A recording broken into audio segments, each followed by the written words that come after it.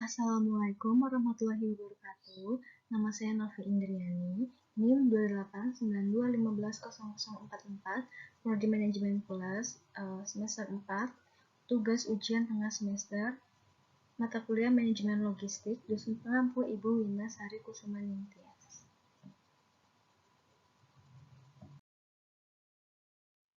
Manajemen logistik yang berkembang menjadi manajemen rantai pasok atau supply chain management atau SCM adalah suatu proses mencakup perencanaan plan sumber input source, yaitu bahan mentah dari pemasok, transformasi bahan mentah menjadi barang jadi atau make, transportasi distribusi pergudangan atau deliver, sistem informasi dan pembayaran barang sampai barang dikonsumsi oleh konsumen, dan pada akhirnya uh, adalah layanan pengembalian barang atau produk atau return.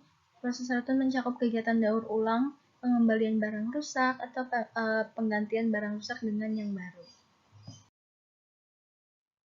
Pada umumnya, barang-barang yang diperlukan setiap orang tidak selamanya berada pada tempat yang sama, atau antara lokasi kegiatan produksi dengan domisili orang yang memerlukannya berada pada tempat yang berbeda, atau tidak mudah mengakses barang tersebut. Keterbatasan sistem, pergerakan, dan penyimpanan pada umumnya menghambat orang untuk menghubungkan sumber produksi dengan komunitas konsumsi. Bahkan di beberapa daerah, konsumsi dan produksi berlangsung di wilayah geografis yang terbatas. Efisiensi produksi dan skala ekonomi mereka umumnya rendah. Alasan utamanya yaitu kurang berkembangnya sistem logistik sehingga pertukaran barang dengan daerah penghasil lainnya masih menemui hambatan.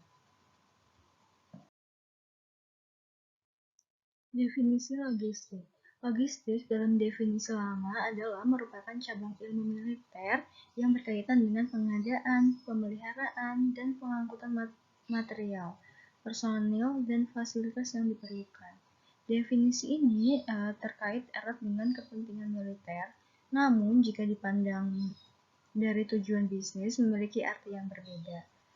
The Council of Logistic Management atau CLM mendefinisikan logistik secara lebih baik sebagai berikut. Logistik adalah proses perencanaan, penerapan, pengendalian yang efektif dan efisien dari aliran dan penyimpanan bahan baku, persediaan dalam proses, dan barang jadi yang terhubung dengan informasi dari titik asal ke titik konsumsi untuk memenuhi kebutuhan pelanggan. Definisi ini menitikberatkan kepada dua hal. Yang pertama, menitikberatkan kepada proses pergerakan fisik barang.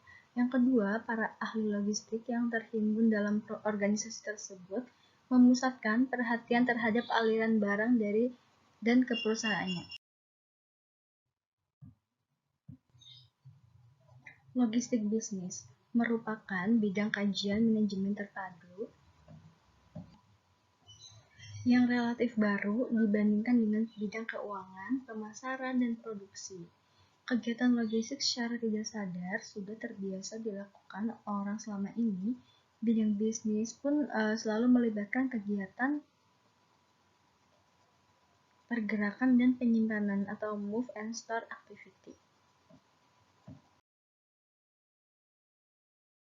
Ruang lingkup logistik.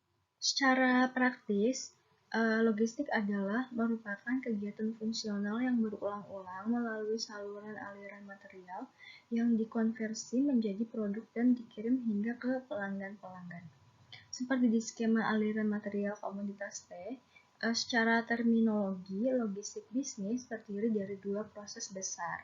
Untuk yang pertama, semua kegiatan logistik sebelum dilaksanakannya kegiatan produksi disebut inbound logistik, dan proses pengelolaannya disebut manajemen material.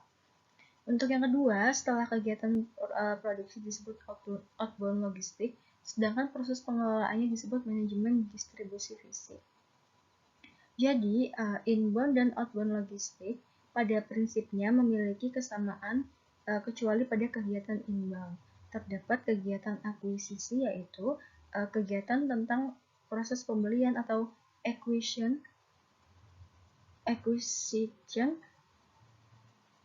bahan baku, sedangkan pada outbound dinyatakan sebagai kegiatan jadwal produksi. Perbedaan yang prinsip hanyalah objek yang ditangani di mana inbound yang ditangani. Aktivitas kunci yang pertama, standar pelayanan dilakukan dengan cara kerjasama dengan bagian pemasaran untuk menetapkan keinginan dan keperluan pelanggan untuk pelayanan logistik, B untuk merespon pelanggan untuk dilayani, yang C untuk tingkat pelayanan kepada pelanggan. Yang kedua, transportasi, yang A memilih moda dan pelayanan transport, yang B konsolidasi angkutan, rute angkutan, jadwal kendaraan, pemilihan perlengkapan atau moda, pemrosesan keluhan, audit tarif angkutan. Yang ketiga, manajemen persediaan, yaitu kebijakan penyimpanan bahan baku dan barang jadi, peramalan penjualan jangka pendek, bauran produk pada titik simpan, jumlah ukuran dan lokasi titik simpan, just in time, strategi dorong dan tarik.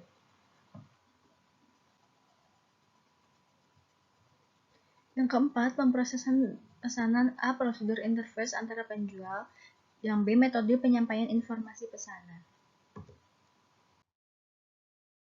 Kegiatan pendukung, yang pertama pergudangan, A.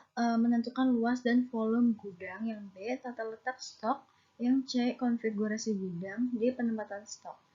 Yang kedua, penanganan material, yang A. Pemilihan perlengkapan, yang B. Kebijakan penggantian perlengkapan, yang C. Prosedur order packing, dan yang terakhir penyimpanan stok.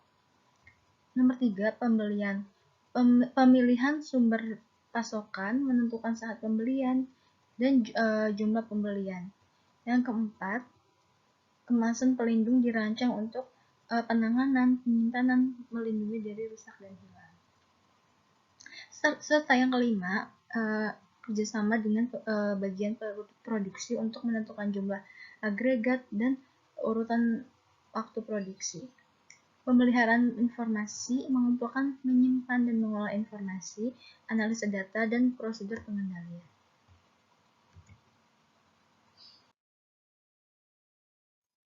Standar pelayanan kepada pelanggan adalah kegiatan kunci awal yang harus menetapkan tingkat keluaran dan derajat kesiapan sistem logistik. Dalam merespon harapan pelanggan, masalah utama dalam menetapkan standar pelayanan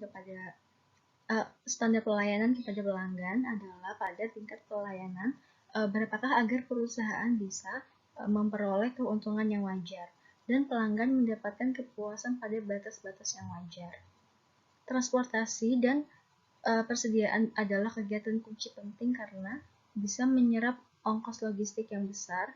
Ongkos logistik ini bisa mencapai setengah hingga 2/3 dari total ongkos logistik. Logistik bisnis dalam perusahaan.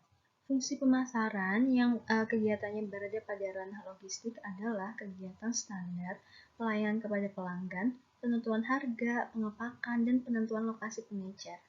Fungsi produksi yang kegiatannya berada pada ranah logistik adalah penjadwalan produk, penentuan lokasi pabrik, dan pembelian. Suatu produk yang dihasilkan pabrik tidak akan bisa sampai di tangan pelanggan secara tepat waktu, tepat jumlah, tepat mutu, tepat harga, tepat lokasi jika tidak memiliki sistem logistik yang tangguh. Untuk contoh kasus dan solusinya, untuk kasusnya proses produksi sepatu dimulai dari pengolahan bahan mentah seperti karet, tali, benang, dan juga lem dari berbagai lokasi, lalu dikirim ke pabrik sepatu. Setelah semua bahan mentah dikirim, produksi sepatu dimulai. Setelah pabrik memproduksi sepatu, sepatu mulai didistribusikan ke lokasi penjualan atau lokasi yang mendekati konsumen pabrik sepatu ini, berpusat di sekitar Jakarta dan harus dikirim ke seluruh Indonesia. Konsumennya pun tersebar tidak hanya di kota-kota besar, namun juga di kota kecil. Berdasarkan contoh kasus di atas, berikan penjelasan apa yang harus dilakukan oleh produsen dalam mendistribusikan sepatu secara efektif dan efisien. Untuk solusinya, adapun pendistribusian yang efektif adalah dengan mendekatkan sepatu ke masyarakat tanpa harus membangun pabrik, tapi dengan membangun gudang di lokasi dengan banyak pembeli sepatu. Biasanya di kota besar, ibu kota provinsi, atau kabupaten. Pembangunan pabrik membutuhkan biaya yang sangat mahal, maka sepatu cukup dikirim dari Jakarta ke lokasi gudang ke kota besar lainnya. Perusahaan juga harus memahami penyebaran lokasi pembelian. Misalnya pembeli menyebar di Pulau Sumatera, namun penjualan tertinggi ada di Kota Palembang, maka pengiriman sepatu untuk penjualan di seluruh Pulau Sumatera dapat dikirim ke Palembang terlebih dahulu. Dari Palembang, sebagian sepatu dikirim ke Kota Medan dan Padang. Dari setiap kota baru dikirim ke setiap pusat perbelanjaan. Metode pengiriman dianggap lebih efektif karena dapat memindahkan sepatu dalam jumlah yang besar secara bersamaan mendekati lokasi pembeli di Pulau Sumatera. Kapasitas truk pun termaksimalkan.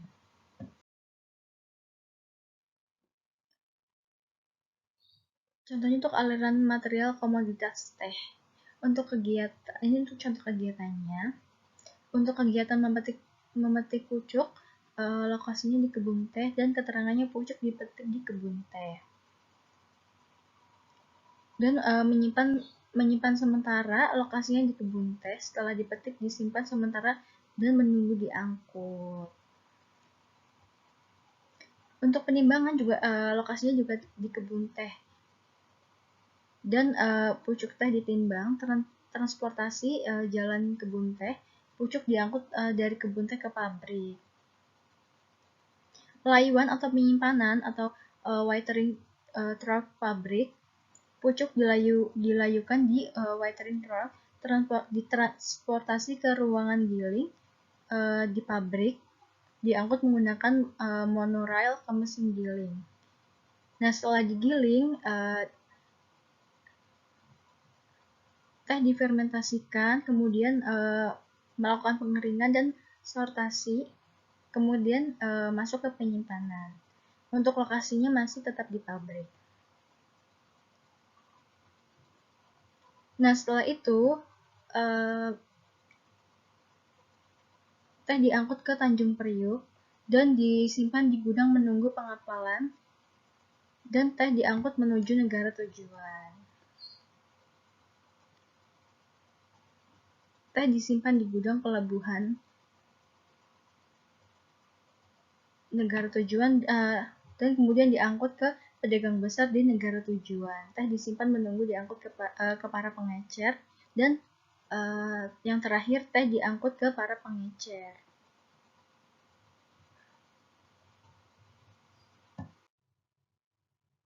Sekian yang dapat saya sampaikan. Wassalamualaikum warahmatullahi wabarakatuh. Terima kasih.